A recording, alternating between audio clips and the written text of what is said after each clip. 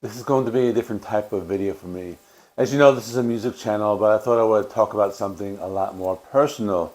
Now, if you read the title, you might think I never drank alcohol in my life or that I am a recovering alcoholic, and neither of those are true.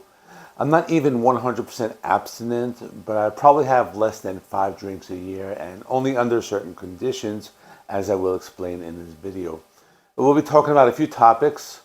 One would be why I think alcohol and drugs are one and the same. People seem to divide the two these days. 2, why I don't like to be around people who like to get drunk, because we all know they try to suck you into their lifestyle. And 3, why I think the idea of drinking being so normal is completely stupid. Let's get into this. So first, let me tell you about my history with alcohol. I was fortunate enough to grow up with parents who didn't drink. Yeah, they might at times on social occasions, and yeah, there was a liquor cabinet in my living room growing up, but I didn't have the kind of parents who would come home and crack open a beer.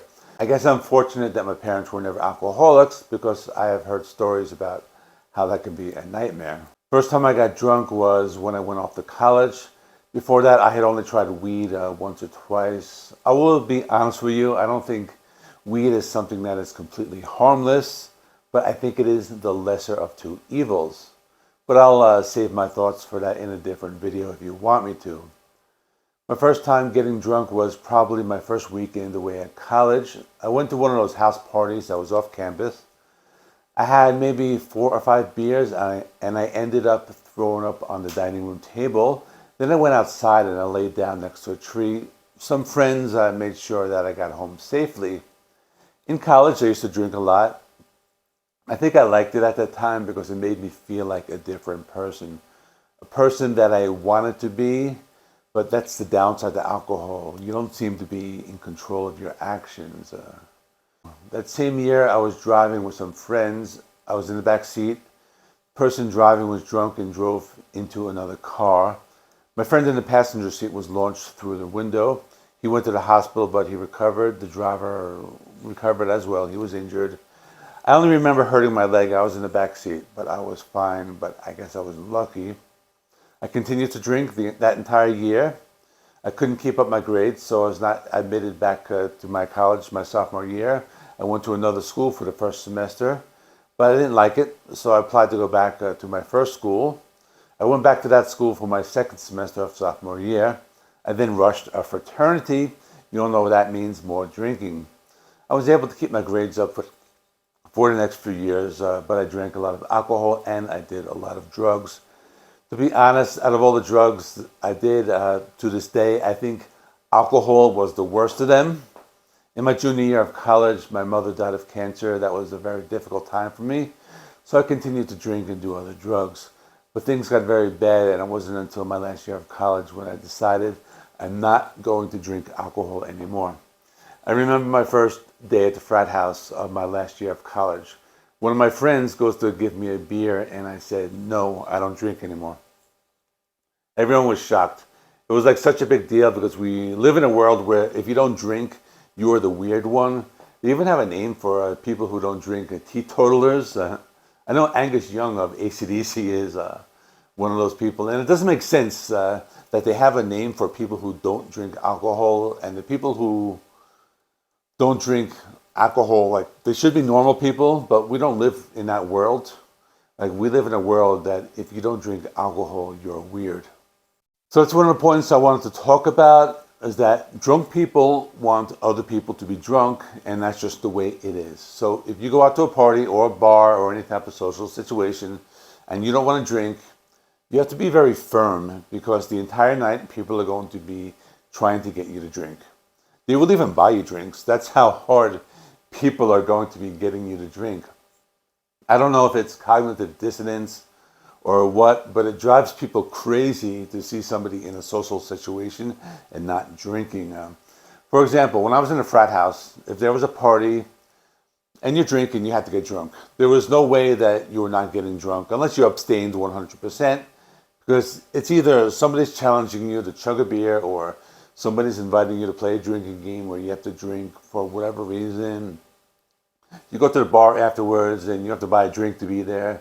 Then somebody buys around the shots, so there's no really way to get around it, you have to drink unless you're completely abstinent. Now for another personal story, this is going to tie into the whole video.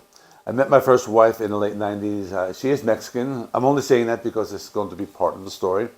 We met in New York and moved to Mexico together in 1999, and we got married. We had our first child in the year 2000, but then we moved back to New York. In 2001, we had another child, and in 2004, she got her green card. We were living in New York at the time, so she decided to spend 3 months in Mexico with the kids, just to be able to spend some time with her family. She comes back after 3 months, and she tells me she cheated on me. She told me it was with one of her friends, which was a female friend. So she was basically telling me that she was either a lesbian or bisexual, but that's not really important. The thing is, I probably could have gotten divorced at that time, but I knew I would have lost the kids and lost the house because I know how things work. So I decided to stay married and just let her do her thing. She spoke to this woman every night on the phone and made multiple trips to Mexico to see her. I went on with my life, and it got to the point where I needed to get out more and socialize by myself. At that time, I was working at a different job.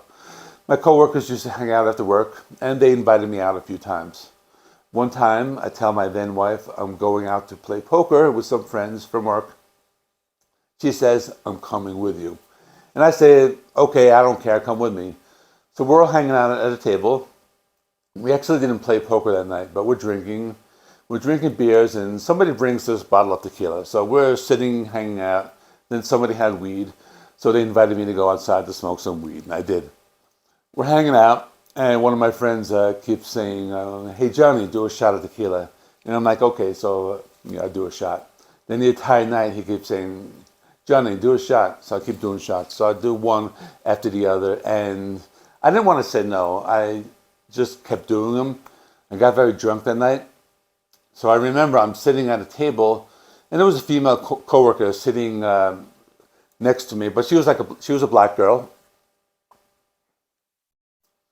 and she's sitting next to me, but she's sitting like 3 feet behind. And people are saying, "Hey, why don't you come sit closer to us? Come to the group." And me being drunk, I say, "Yeah." So I grabbed her chair and I pulled her close to me.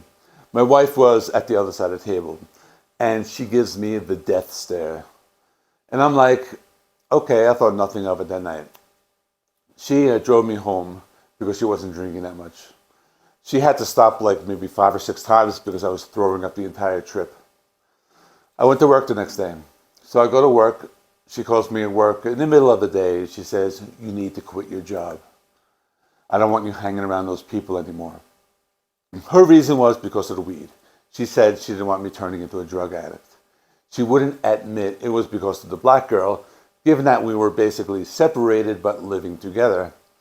And I'm saying, no, I'm not going to quit my job. First of all, I received a promotion about 3 months prior, so I'm not going to lose that. I worked hard to get the promotion. But as much as I tried to resist leaving my job, she wouldn't let up. She would scream at me from out of nowhere. She would take my paychecks and have me explain every little thing. She would accuse me of not going to work. This is because I had one of those flexible schedules where they could call me to work at whatever time. She wore me down, and every time I tried to resist, she would threaten to take the kids to Mexico. It got to the point I couldn't take it anymore. I went to speak to my boss. I said I had to quit my job because my wife doesn't want me working with these people because of the night that we went out. They took it very lightly. They kind of laughed. They said, "Oh, that's the way women are. Women say things. She's not really going to take the kids to Mexico." But they did not know her. I knew what she was capable of doing. So eventually, she wore me down, and I eventually transferred to another department, and I lost the position. I think that's something that always stayed with me. It's one of my biggest regrets. I wish I never had to do that. But I just couldn't go day by day with her riding me constantly. She went 3 months, and she didn't let up. She made my life hell. So I gave in, and I eventually transferred to another department. I don't know if it was because of the alcohol. I think either way, she would have done the same thing, but that experience just makes me hate alcohol culture so much more. As the years went on, I drank on and off. But I didn't like alcohol. I think I only drank out of necessity and then just not wanting to have to explain myself when I'm in a social situation. I reached a point in my life where I don't want to drink alcohol anymore. If I'm in a social situation where people are getting drunk, I don't touch it. I just say, nope, nothing. I'm not having any. If it's New Year's Eve and I'm at my house, I'll have maybe a glass of champagne because now I have a different situation. I'm married again. I have a new wife and she completely respects me. So, if I say I'm having one, then she's like, okay, you can have just one.